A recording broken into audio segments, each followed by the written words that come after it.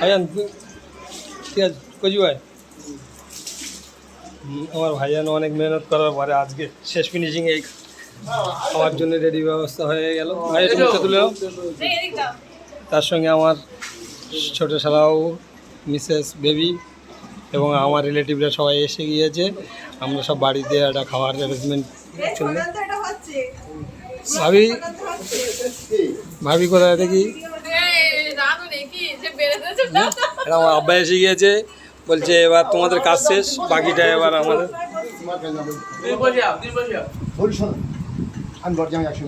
তাহলে তো আমরা একসঙ্গে বসে যাবো। আমার ছোট আব্বা অনেক খাটাখাটনির পরে এখন খেতে বসানো হয়েছে, যেহেতু আমাদের সিনিয়র। ছোটো মাও পাশে এসে গিয়েছে পরিপূর্ণ খেয়াল রাখার জন্য, এবং মাংস টাংস যদি কমটম অসুবিধা হয় আপনারা বলবেন।